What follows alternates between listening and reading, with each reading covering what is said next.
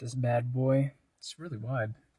I don't really like wide angle lenses, but some shots I need wide angle, so now I can get like cool dynamic shots.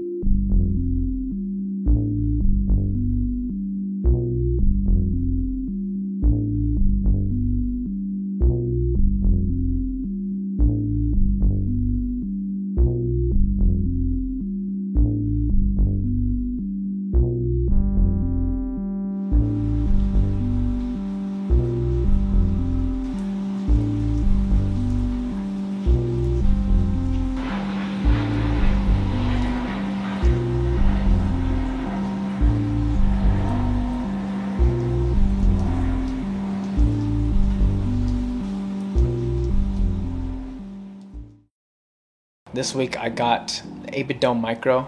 This little mini controller, gaming controller that you connect to your Switch or your phone. I use it for connecting to my iPad so I can draw. So I'll go over how I set it up and how I use it. The previous model was the 8-bit Do 02, and it was a pink controller. Let me see, I have it right here. Mine was pink. So this is what it looked like. There's a lot of changes in these two. This one is USB micro, while this one is USB-C. It has 4 extra buttons on this controller, and it's also matte plastic, so it feels a lot better. So yeah, if you're looking into getting one of these, I'd say just get the new one because I think they're around the same price. So yeah, this is pretty much their upgrade. 8-bit Dome Micro.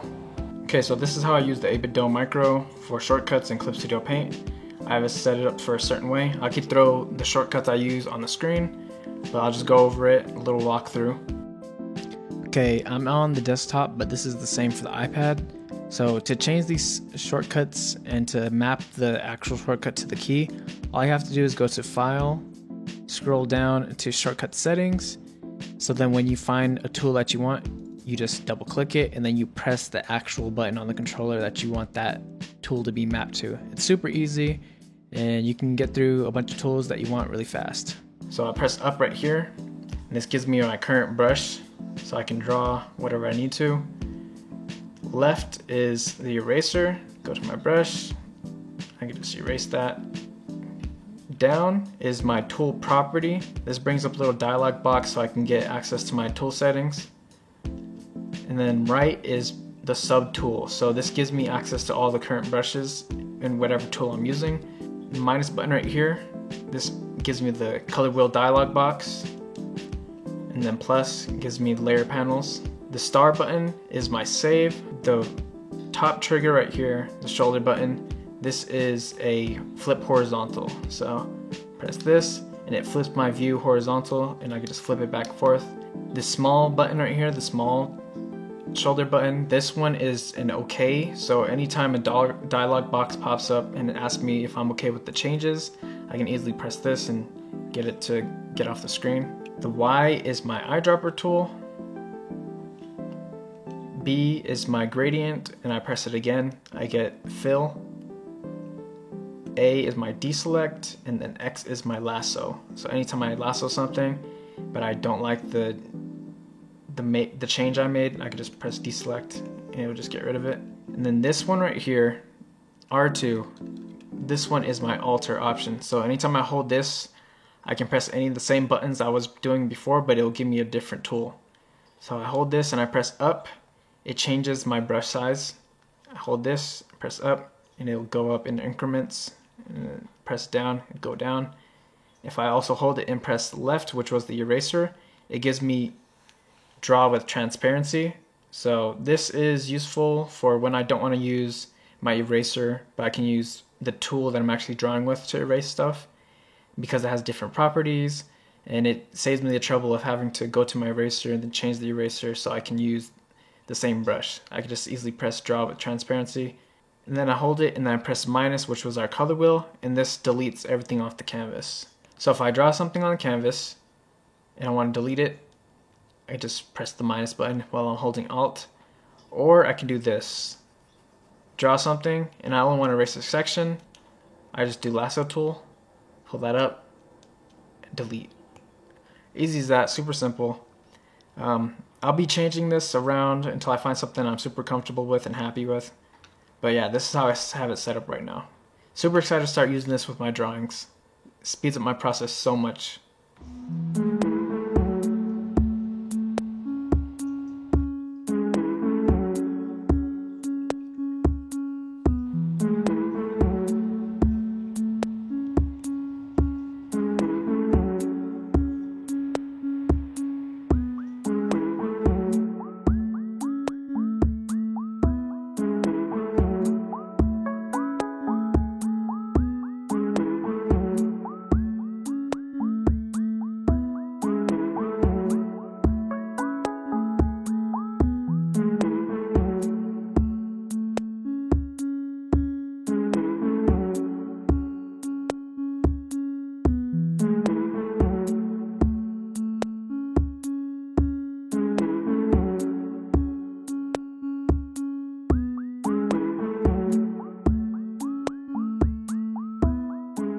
So for a minute now, I've been looking for games to play that I can get really sucked into.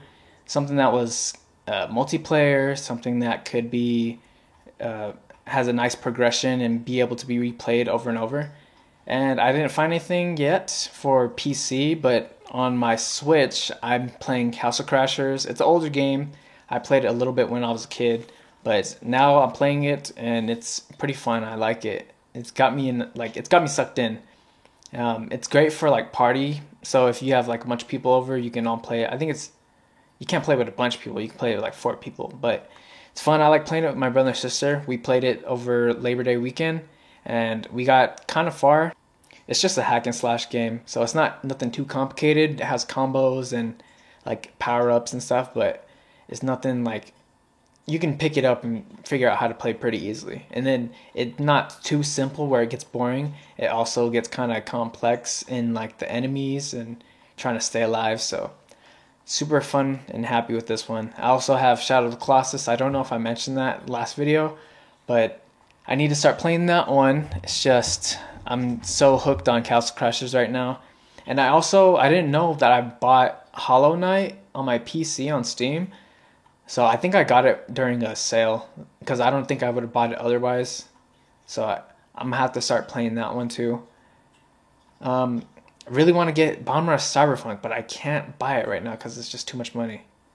And I also want to start making music with the keyboard because it's cool typing it in, but it's something about having the keyboard and like knowing the keys, because I've been trying to learn the keys, like the letter names and like also the numbers for the keys. So it'd be nice to have a little keyboard. I was looking on OfferUp and they have a Korg Nano Key Studio, which is like this little MIDI keyboard that's Bluetooth. And it'd be nice to have that with my iPad, so then I could just pretty much make music on my iPad, draw on my iPad, edit photos on my iPad, and then it's pretty much my little studio, just this old iPad from 2017. So it'd be nice to have a little MIDI keyboard that could connect to the iPad and I can just do everything from the iPad on the go. Because I like doing everything on my iPad so I don't have to be stuck on my computer, but the computer's nice because I can edit footage. I don't think this iPad is strong enough to edit all these footages that I have to put into the card reader. Footages. It can't handle the amount of footage that I film, so I'll show you this morning's sketch. I was in here sketching and my girlfriend walked by and she saw what I was doing. So then sometimes when she does that, I'll just like draw her with like the existing character I'm already drawing. So I'll just show you what I did. Alright, so here's the drawing I made this morning while she was watching me. This is a little family portrait sketch and I'll throw it up on the screen so you can see it more clear. But yeah, I started off drawing the dude and it wasn't supposed to be me, it was just some dude. Because I was trying to practice like a different style. Like this doesn't look like my normal stuff I usually draw, but I just wanted to make more interesting faces. And like I feel like his face is kind of interesting. It's like plain looking, but it's like has some character to it. It's not too bland. But then she walked by and I was like, okay, I'll just copy that face over and then tweak it a bit, and then I'll just make her.